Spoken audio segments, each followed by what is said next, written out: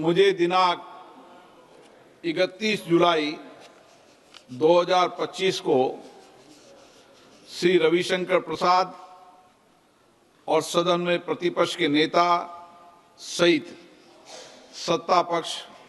व प्रतिपक्ष के कुल 146 सदस्यों द्वारा हस्ताक्षरित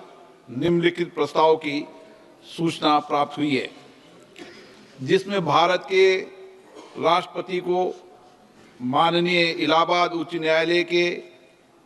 वर्तमान न्यायाधीश न्यायमूर्ति यशवंत वर्मा को न्यायाधीश जांच अधिनियम 1968 की धारा 3 के साथ भारत के संविधान के अनुच्छेद 124(4) के साथ पठित अनुच्छेद 217 और अनुच्छेद 218 के अंतर्गत उच्च न्यायालय के न्यायाधीश के पद से हटाने के लिए एक समावेदन प्रस्तुत करने का प्रस्ताव है। ये सदन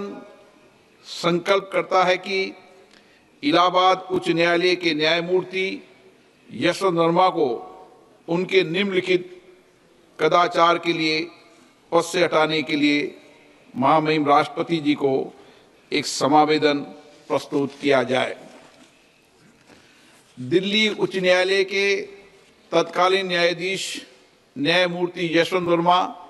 वर्तमान में इलाहाबाद उच्च न्यायालय के न्यायाधीश के सक्रिय और कब्जे में नई दिल्ली स्थित 30 तुगलक क्रिसेंट परिसर में आग लगने के कारण अस्पष्टीकृत नकदी की बरामदगी के संबंध में भारत के सर्वोच्च न्यायालय द्वारा सार्वजनिक किया गया विवरण हमें 15 मार्च 2025 की सुबह 30 तुगलक क्रिसेंट नई दिल्ली से जली हुई नकदी धन मलबे को हटाने के संबंध में साक्ष्य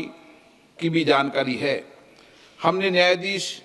जांच अधिनियम 1968 के सामान्य प्रावधान और विशेष रूप से उसकी धारा 3 के प्रावधानों का अध्ययन किया है और हमें उनके बारे में परिचित कराया गया है। हमने न्यायाधीश जांच अधिनियम 1969 के प्रावधानों का भी अध्ययन किया है। हमें उनके बारे में भी परिचित कराया गया है। हमने सी रविचंद्र अय्यर बनाम न्यायमूर्ति A.M. भट्टाचार्य एवं अन्य 1995 5 SCC 457 केस में भारत के उच्चतम न्यायालय द्वारा घोषित कानूनों के साथ साथ अतिरिक्त जिला एवं सत्र न्यायाधीश एक्स बनाम मध्य प्रदेश उच्च न्यायालय के मामले में दिए गए फैसलों से भी खुद को परिचित कर लिया है। 2015 4 SCC 91 और ये कि अतिरिक्त जिला एवं सत्र न्यायाधीश एक्स सुप्रभा के मामले में उक्त निर्णय को सामान्यता और विशेष रूप से पैरा 33 को पढ़ने पर यह स्पष्ट है कि दिल्ली उच्च न्यायालय के मुख्य न्यायाधीश ने न्यायमूर्ति यशवंत वर्मा के विरुद्ध शिकायत को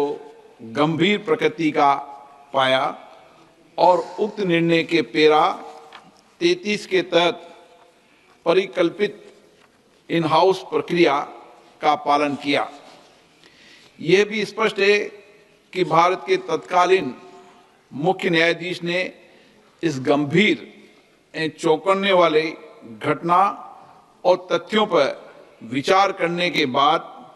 और न्यायमूर्ति यशवंत वर्मा की प्रतिक्रिया तथा दिल्ली उच्च न्यायालय के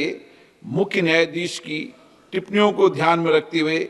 ये राय बनाई कि इस विषय पर गहन जांच आवश्यक है। इसलिए भारत के तत्कालीन मुख्य न्यायाधीश ने अतिरिक्त जिला एवं सत्र न्यायाधीश एस सुप्रा के मामले में निर्णय के पेरा 33(3) में परिकल्पना के अनुसार एक 3 सदस्यीय समिति का गठन किया गया। हमें यह भी याद है कि भारत के माननीय तत्कालीन मुख्य न्यायाधीश ने समिति की रिपोर्ट भारत के महामहिम राष्ट्रपति और भारत के माननीय प्रधानमंत्री को भेजी है। ये स्पष्ट है कि भारत के माननीय तत्कालीन मुख्य न्यायाधीश ने अतिरिक्त जिला एवं सत्र न्यायाधीश एस सुप्रा के मामले में फैसले के पेरा 33(7) के प्रावधानों के अनुसार कार्य किया है, जो स्पष्ट रूप से भारत के तत्कालीन मुख्य न्यायाधीश की राय को दर्शाता है कि पेरा 33(3) के तहत गठित समिति की रिपोर्ट में पाए गए आरोप इस प्रकृति के हैं कि उक्त न्यायाधीश को हटाने की कार्रवाई शुरू करने की आवश्यकता है। उपयुक्त तथ्यों के अवलोकन और सार्वजनिक रूप से उपलब्ध तथ्यों, न्यायमूर्ति यशवंत वर्मा के कब्जे वाले और उनके नियंत्रण में स्थित आधिकारिक परिसर से जली हुई नकदी की बरामदी और उसे हटाने से संबंधित परिस्थितियों की स्वतंत्र रूप से जांच करने के बाद हम स्वतंत्र रूप से ये भी पाते हैं कि भारत के संविधान के अनुच्छेद 124 के साथ पठित अनुच्छेद 217 और अनुच्छेद 218 के तहत हटाने की प्रक्रिया न्यायाधीश अधिनियम 1968 और उसके तहत बनाए गए नियमों के अनुसार शुरू की जानी चाहिए। वेदाक चरित्र और वित्तीय बौद्धिक ईमानदारी न्यायपालिका में एक आम आदमी द्वारा रखे गए विश्वास की नींव है और यह भी कि वर्तमान मामले से जुड़े तथ्य जो कि भ्रष्टाचार की ओर इशारा करते हैं वो भारत के संविधान के अनुच्छेद 124 के साथ अनुच्छेद 217 और अनुच्छेद 218 के तहत कार्रवाई और प्रक्रिया के योग्य हैं और संसद को इस विषय पर एक स्वर में बोलना चाहिए और देश के प्रत्येक नागरिक को सार्वजनिक जीवन में भ्रष्टाचार के प्रति जीरो टॉलरेंस के अपने संकल्प के बारे में एक स्पष्ट संदेश भेजना चाहिए। अतः हम भारतीय संविधान के अनुच्छेद 124 के साथ पठित अनुच्छेद 217 और अनुच्छेद 218 के अंतर्गत इलाहाबाद उच्च न्यायालय के न्यायाधीश न्यायमूर्ति यशवंत वर्मा को पद से हटाने के लिए ये प्रस्ताव प्रस्तुत करते हैं। कृपया इस प्रस्ताव पर आगे की कार्रवाई की जाए। इस प्रस्ताव को नियमानुसार उचित पाते हुए